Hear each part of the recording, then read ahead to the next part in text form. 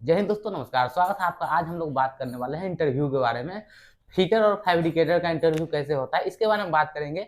और आपसे क्लाइंट कैसे पूछेगा, आपको प्रॉपर सेटअप दे रहे हैं।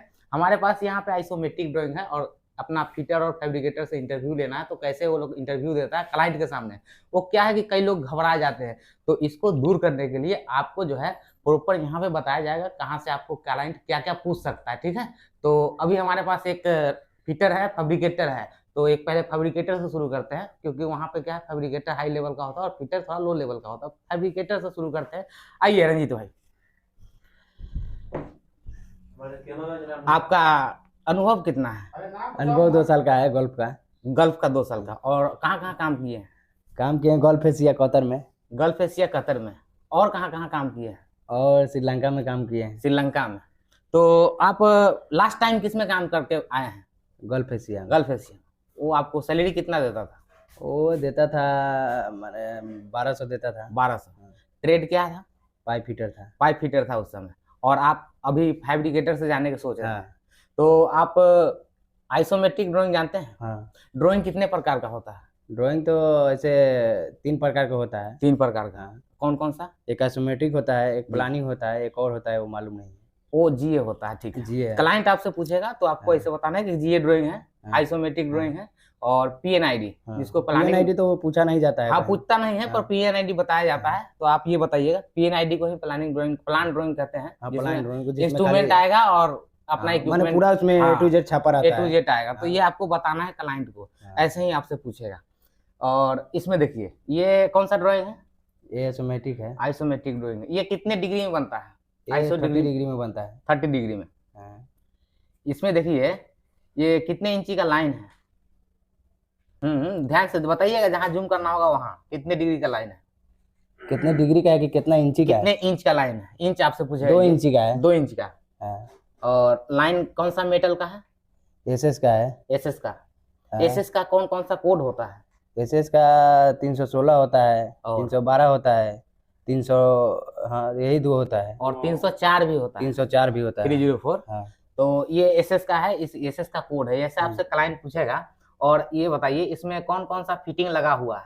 एल्बो लगा है, फर्स्ट एक एल्बो लगा है। हाँ। 45 का एल्बो लगा है। एक रिड्यूसर है, फ्लैंच है, बेल्डोनेट। बेल्डोनेट। हाँ, WNRA फ्लैंच है। और एल्बो और फ्लांज लगा है, रेड्यूसर लगा है ना। हाँ। ये इसमें दिशा बताइए, यहाँ पे इसका किधर से कहाँ जा रहा है? यहाँ से देखिए, ऑफ से डाउन से ऑफ जा रहा है। ऑफ जा रहा है। ऑफ जाके इस वेस्ट जा रहा है, वेस्ट से फिर ऑफ गया है। हाँ। फिर वेस्ट गया है, वेस्ट से फिर नॉर्थ गया, फिर ऑफ गया है, फिर वेस्ट गया है। तो यहाँ पे आपको एक रोलिंग दिख रहा होगा। हाँ, रोलिंग है, 45 रोलिंग है ना। हाँ। ये रोलिंग के बारे में बताइए। रोलिंग किस दिशा में रोल है? रोल है अपना, ये रोल हो गया आपको वेस्ट में है, वेस्ट नॉर्थ गया है। नहीं, यहाँ क्या है, ये जो रोलिंग है, यहाँ पे कैमरामैन जूम करिए। यहाँ पे ये जो रोलिंग आपको दिख रहा है, आप नीचे से लिए, ऑफ से गया, वेस्ट गया, वेस्ट से फिर अप गया, अप से यहाँ पे आ गया ना। हाँ। तो यहाँ से जो है ये रोलिंग, ये वेस्ट में गया। अब वेस्ट अप में 45 डिग्री में रोल है। वेस्ट अप में, हाँ, वेस्ट अप में 45 डिग्री में रोल है। इसलिए 45 डिग्री में है क्योंकि यहाँ पे 233 है। हाँ। और यहाँ पे भी दोनों सेम रहेगा तो बराबर आएगा। 45 डिग्री में आता है, नॉर्मल है। हाँ, नॉर्मल। तो ये वेस्ट अप में 45 डिग्री रोल है। और उसके बाद यहाँ पे भी एक एल्बो लगा है। 90 डिग्री का एल्बो लगा है। 90 डिग्री का एल्बो लगने के बाद ये चला गया है नॉर्थ में। नॉर्थ में जाने के बाद ये अप हो गया। अप जाने के बाद ये फिर वेस्ट में गया। ठीक है। तो क्लाइंट आपसे इस तरीके से पूछेगा और ये आपको ड्राइंग पेपर पर देगा। पेपर पर देकर इसमें क्या है, आपसे टेम्पलेट कहेगा मोड़ने के लिए, है ना। अभी अपने पास टेम्पलेट नहीं है, पर आपसे टेम्पलेट मुड़वाएगा। अगर आपको टेम्पलेट मोड़ने आता नहीं होगा तो हमारा पुराना वीडियो में देखिएगा, टेम्पलेट उसमें मोड़ने का सिखाया हूँ आइसोमेट्रिक ड्राइंग के हिसाब से। अभी क्या हमारे पास टेम्पलेट का सुविधा नहीं है, तो अभी आपको मोड़ के दिखाते हैं अगली वीडियो में, या हमारे चैनल पर बहुत वीडियो है जिसपे हम टेम्पलेट मोड़ के दिखाएंगे, वहां पे आप सीख सकते हैं। क्लाइंट आपसे इस तरीके से पूछेगा। और इसमें ये बताइए, इसमें रेड्यूसर कितने बाई कितने का है? रेड्यूसर 3x2 का है। 3x2 का। कौन सा रेड्यूसर है? कॉन्सेंट्रिक है। कॉन्सेंट्रिक रेड्यूसर नहीं, इसेंट्रिक है। इसेंट्रिक। यहाँ पे देखिए ये रेड्यूसर के बारे में दिया है। हाँ, ये जो है रेड्यूसर इसेंट्रिक है, कॉन्सेंट्रिक कॉन्सेंट्रिक रहता है वो, एक साइड पूरा माने गोल रहता है, गोल रहेगा। हाँ। तो ये कॉन्सेंट्रिक रेड्यूसर है। इधर ऊपर कीजिए थोड़ा, यहाँ देखेंगे कोई नंबर में है ये, हाँ 2 नंबर में है ना, 2 नंबर में, 2 नंबर में यहाँ पे देखिए 3/2 का 3 का है, ठीक है। अब रेड्यूसर। नीचे कीजिए, यहाँ पे 2 नंबर में देखिए, कॉन्सेंट्रिक है यहाँ लिखा हुआ है ना, हाँ। कॉन्सेंट्रिक रेड्यूसर है। और ये पाइप जो है कितने शेड्यूल का पाइप है?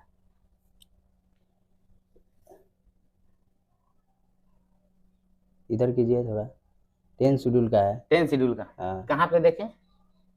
क्या लिखा हुआ है यहाँ पे ना, S10S, हाँ, स्टैंडर्ड शेड्यूल में S10 शेड्यूल का ये पाइप है ना। हाँ। ये जो है कोड आपसे पूछेगा। आप कौन कौन सा मेटल में काम किए हैं पाइप का? पाइप का SS भी किए हैं, CS भी किए हैं, अच्छा। LI का भी किए हैं, एलोई का भी किए हैं। हाँ। तो CS का कोड बताइए। CS का कोड है 105, 106, 106। 105 फिटिंग का कोड होता है, अच्छा, एल्बो फिटिंग का फ्लांज का। होता है। हाँ, हाँ, 106, 106। A106 हाँ, हाँ। ये हो गया 100 CS का। क्लाइंट आपसे पूछेगा तो आपको ऐसे बताना है, A106 हाँ CS का है। और एलोई में एलोई में बताइए।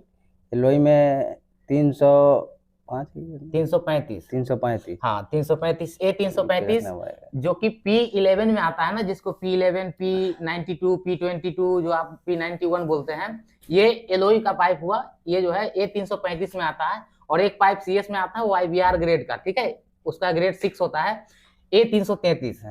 IBR जो पाइप होता है, A333 पाइप होगा, उसका ग्रेड 6 होगा, तो वो IBR में आएगा। हालांकि वो है CS, लेकिन उसमें एक मेटल चेंज होता है, कार्बन का मात्रा कम होके कुछ और मात्रा बढ़ जाता है, तो IBR पाइप उसको बोलते हैं, ठीक है।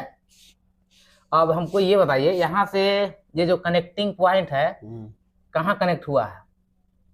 ये रेड्यूसर में कनेक्ट हुआ है। नहीं, जहाँ से अपना मान के चलिए नोजल है, ये कनेक्ट किस इक्विपमेंट में हुआ है? इक्विपमेंट क्या दे रहा है, एलिवेशन दे रहा है ना, इसका नॉर्थिंग दे रहा है ना, यहीं पे कनेक्ट हुआ है। नॉर्थिंग दे रहा है, वहां पे कहीं पे तो कनेक्ट हुआ होगा नोजल में। नोजल में है। कौन सा नोजल में हुआ है? ये नोजल दिखा रहा है ना, 3 पॉइंट का है, यही है नोजल का। ये देखिए, ये जो है ना 3 इंची N 3101, ये नोजल का दिखा रहा है। पर इसका जो है ना नाम है, यहाँ पे देखिए, यहाँ पे क्या लिखा है, ST 3102। ये नोजल नंबर 7, N7 है ना, नोजल नंबर 7, ये इक्विपमेंट है। 3102 जो है ये इक्विपमेंट हुआ।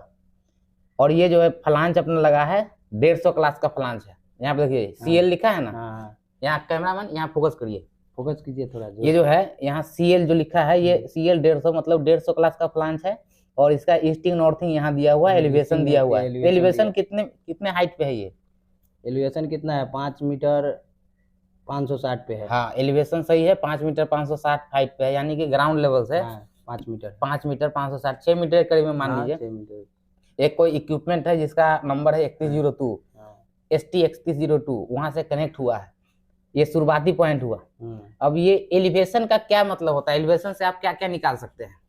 एलिवेशन से लाइन का हाइट का सेंटर निकल सकता है। एलिवेशन से उसका, इसे अगर लाइन नहीं पकड़ा रहा है, अगर आपका ये मान के चलिए लेंथ नहीं दिया, 458 जो है ये लेंथ नहीं दिया हुआ है, ये भूल जाइए। एलिवेशन से निकाल लेंगे इसका पीस का। कैसे निकालेंगे एलिवेशन से? मेजरमेंट लेने से, वाटर लेवल से मेजरमेंट करेंगे तो एलिवेशन। आपके पास वाटर लेवल मेजरमेंट नहीं करना, ये आइसोमेट्रिक ड्राइंग है आपके पास। अब बताइए आप कैसे निकालेंगे? कैमरा में बिना मेजरमेंट लिए हुए कैसे निकालेगा? तो ऐसे तो क्लाइंट आपसे पूछेगा कि अगर आपके पास ये आइसोमेट्रिक ड्राइंग है और आपको यहाँ से यहाँ तक का लेंथ निकालना है, तो कैसे निकालिएगा? तो कॉलम पे लिखा रहता है ना, उससे भी निकल जाता है। नहीं, निकल जाएगा। आइसोमेट्रिक ड्राइंग ही है आपके पास, आप फील्ड में नहीं है, आप यहाँ पे आइसोमेट्रिक ड्राइंग है। आपको इसका लेंथ निकालना है पाइप का, मान लीजिए नहीं दिया हुआ है, लेंथ निकालना है, तो कैसे निकालिएगा? लेआउट मार के निकालेंगे। तो देखिए ऐसे नहीं वहाँ बोला जाएगा। वहाँ पे क्या है, आपको यहाँ बोला जाएगा कि यहाँ जो एल्बो लगा है इसका एलिवेशन यहाँ दिया हुआ है, देखिए 6 मीटर 180 है। और यहाँ पे कितना है, 5 मीटर 560। माइनस कर देंगे। माइनस जब करेंगे तो इसका पूरा टोटल लेंथ निकलेगा 458 प्लस 159, 500, 657 mm आएगा। इसमें से माइनस करिए 6 मीटर 180 माइनस 5 मीटर 560, तो उतना लेंथ, हाँ उतना लेंथ आपका आ जाएगा। आपके पास सिर्फ आइसोमेट्रिक ड्राइंग। क्लाइंट आपसे इस तरीके से पूछेगा नहीं नहीं सही है। यहाँ पे जो है, यहाँ पे क्या है, यहाँ पे भी निकल सकता है, लेकिन यहाँ पे अगर ये वाला जो डिस्टेंस निकालेंगे, नहीं एलिवेशन का जगह नहीं दिया रहेगा तब। एलिवेशन नहीं, कैसे एलिवेशन दिया रहता है, आइसोमेट्रिक ड्राइंग में हर जगह आपको एलिवेशन दिया रहेगा। यहाँ पे क्या है, ये ईस्ट से वेस्ट गया है ना, ईस्ट से जब वेस्ट जाएगा तब आप कैसे निकालेंगे, तभी आपको एलिवेशन या ईस्टिंग नॉर्थिंग से निकालना पड़ेगा। ये दोनों के बीच में जो एलिवेशन है, यहाँ पे देखिए, यहाँ इसका एलिवेशन और इसका एलिवेशन सेम है ना, तो इसका नहीं निकलेगा, इसका जो है नहीं निकलेगा। जब आपको निकालने के लिए ईस्टिंग और नॉर्थिंग, तो फिर यहाँ से यहाँ तक का ईस्टिंग नॉर्थिंग निकालने गड़बड़ा जाले। देखिए एलिवेशन सही करो, एलिवेशन से भी निकल सका। यहाँ पे आपसे क्लाइंट पूछेगा इसमें इंसुलेशन है कि नहीं है, तो आप कैसे पता करेंगे इंसुलेशन है कि नहीं है, तो मालूम ना हो, इंसुलेशन के बारे में नहीं पता ना। यहाँ पे देखिए कुछ डिस्क्रिप्शन दिया हुआ रहता है, ये टेम्परेचर 65 डिग्री पर काम करेगा, और यहाँ पे इंसुलेशन के बारे में दिया रहेगा कि है कि नहीं है। इसमें जो है इंसुलेशन नहीं दिया गया है, क्योंकि ये इंसुलेशन रहता है ना, तो यहाँ पे आपको लिखा रहेगा इंसुलेशन 50 mm, 100 mm, 150 mm, है ना। ये टेम्परेचर का है ना, ये टेम्परेचर है, ये पाइप का जो डिग्री है 65 डिग्री सेल्सियस पर रहेगा, इसमें नॉर्मल है 65 डिग्री, इसलिए इंसुलेशन नहीं दिया, ठीक है। और इसमें अभी देखिए सपोर्ट के बारे में जानते हैं। हाँ सपोर्ट का जानते इसमें हैं। दिखाइए कहाँ कहाँ सपोर्ट लगा, ये सपोर्ट लगा है, वो सपोर्ट लगा, सपोर्ट है। अच्छा, और इधर भी है ना। तो सपोर्ट, अगर आपको सपोर्ट ड्राइंग देखते हैं कि नहीं, नहीं सपोर्ट ड्राइंग तो नहीं देखे हैं अभी, बाकी कर लेते हैं सपोर्ट का, कर लेते हैं। हाँ। तो आपको क्लाइंट को बोलना पड़ेगा कि सपोर्ट का ड्राइंग देखते हैं, वो भी इसी प्रकार से ड्राइंग आता है, पर सपोर्ट का ड्राइंग जो है ना, यहाँ पे देखने के लिए, यहाँ पे देखिए, यहाँ पे क्या लिखा है, S11 है ना, S11 सपोर्ट का है, S12 है, S12 है, S11 है, ये सब सपोर्ट का है ना।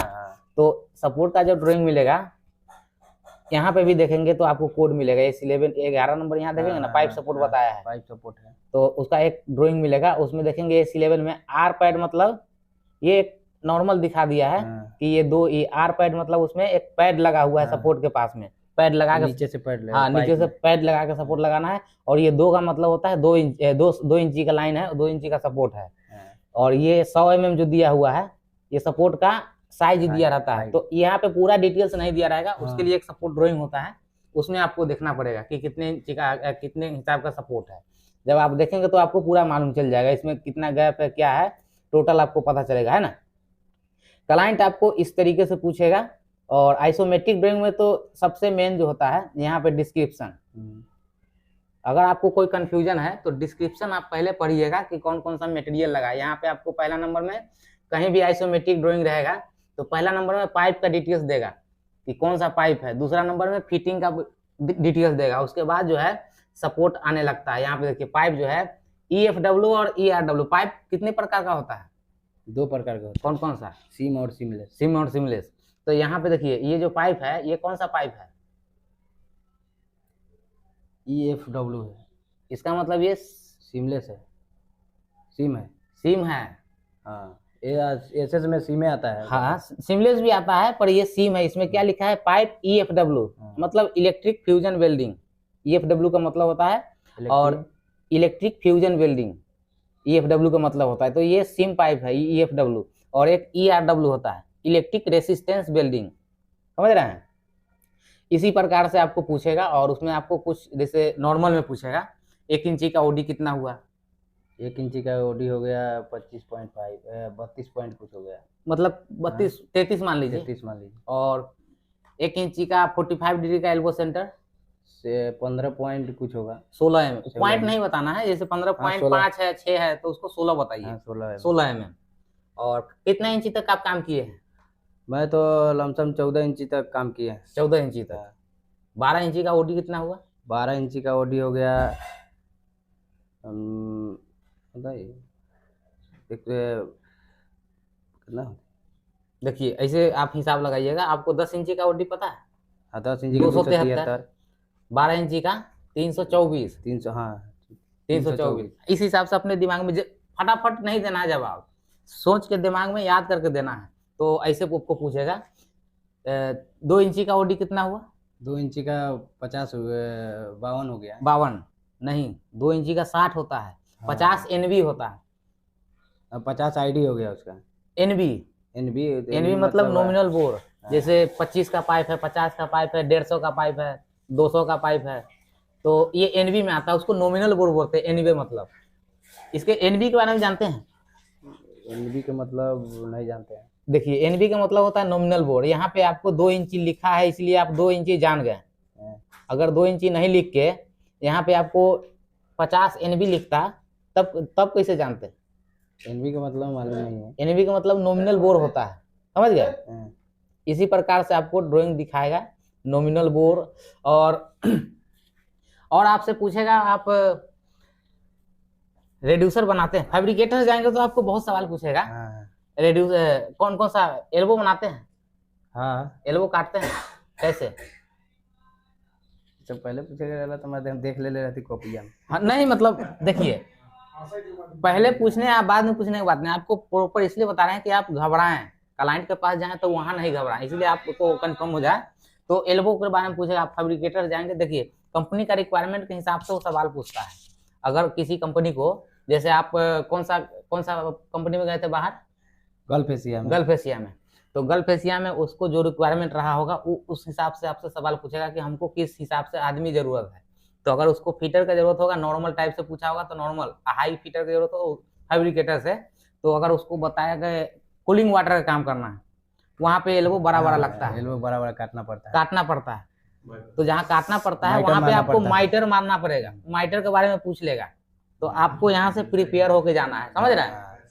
आपको भी बता रहे हैं, आपको भी प्रिपेयर होके जाना पड़ता है कि क्योंकि वो माइटर और कोसेंट्रिक इसेंट्रिक रेड्यूसर के बारे में आपसे पूछ लेगा, लेटरल टी ये सब पूछ लेगा। क्योंकि यहाँ से प्रिपेयर होके जाएंगे तो एक बार इंटरव्यू मारेंगे, फेल होने का कोई चांस ही नहीं है, समझ रहे हैं ना? तो ये सब टोटल आपको जितना सवाल है, एलिवेशन, कोऑर्डिनेशन, आइसोमेट्रिक ड्राइंग के बारे में वो टोटल पूछेगा। और एज पर रिक्वायरमेंट, कंपनी को जो रिक्वायरमेंट है उस हिसाब से वो सवाल पूछेगा, उस हिसाब से वो हायर करता है, समझ रहे हैं ना? तो देखिए, फैब्रिकेटर के लिए, एक फैब्रिकेटर के लिए इतना बहुत है। अगर आप इससे ऊपर लेवल के लिए जाएंगे, जैसे कि 4 हैंड है, 4 मैन है, ये जो आइसोमेट्रिक ड्राइंग है नॉर्मल है, ये सबसे पूछेगा।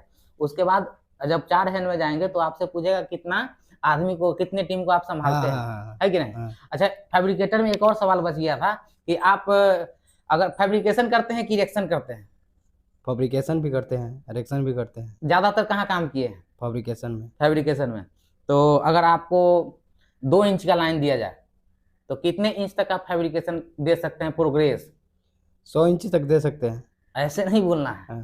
क्वालिटी काम में 2 इंची का अगर लाइन है तो 30 से 40 इंच के बीच में फैब्रिकेशन दे सकते हैं। ऐसे 30 से 40 नॉर्मल होता है फैब्रिकेशन में, क्योंकि क्वालिटी काम है। वहां पे आपको ग्राइंडिंग खुद से मारना पड़ेगा, बाहर में विदेश में ग्राइंडिंग खुद से मारना पड़ेगा, और आपको सब कुछ फीटअप उटअप सब कुछ खुद से करना पड़ेगा। इसलिए 30 से 40 इंची बोलना है, 30 से 40 इंची बोलिएगा। आरेक्शन में जो है 15 से 30 इंची के बीच में, आरेक्शन में, फैब्रिकेशन में। ये स्मॉल बोर और बिग बोर का डिफरेंस होता है। 2 इंची से नीचे वाला जो होगा वो स्मॉल बोर में आएगा, और 2 इंची से ऊपर बिग बोर में आएगा। तो अगर स्मॉल बोर है तो आप बोलिएगा कि हम 30 से 40 इंची रोज का फैब्रिकेशन में दे सकते हैं, और इरेक्शन में दे सकते हैं 15 से 30 इंची के बीच में।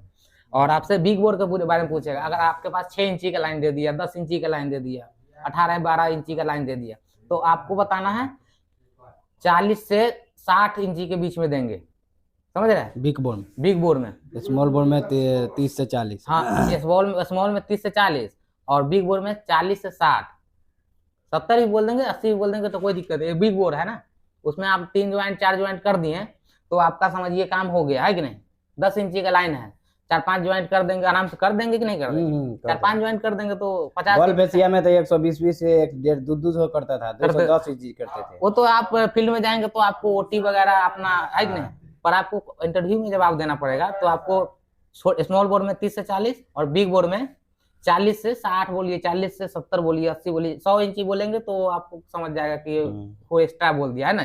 तो ये सही हिसाब से 40 से आप 60-70 बोल सकते हैं, कोई दिक्कत नहीं। फैब्रिकेशन के लिए, आरेक्शन के लिए अलग होता है। आरेक्शन के लिए आपको 15 से 30 इंची स्मॉल बोर में बोलना है आरेक्शन के लिए। बिग बोर में 30 से 40 इंची आरेक्शन में, उससे ज़्यादा नहीं बोलिएगा। ये जो होगा फैब्रिकेटर के लिए, ये नॉर्मल सवाल है। इतना आपको प्रिपेयर करके जाएंगे तो आपका काम हो जाएगा बढ़िया से, कोई दिक्कत नहीं है। इसी प्रकार से अब टेम्पलेट बच गया था ना, टेम्पलेट जो है हमारा पुराना वीडियो में देखे होंगे, टेम्पलेट मोड़ा हुआ है और उसमें देखिए, सीखिए, समझिए। कोई भी सवाल हो आप कमेंट में पूछ सकते हैं। अगर आपको बाहर उधर जाना है, कहीं भी जाना है, तो वहां पे आप वीडियो देखेंगे, हम आपको वैकेंसी के बारे में बताएंगे।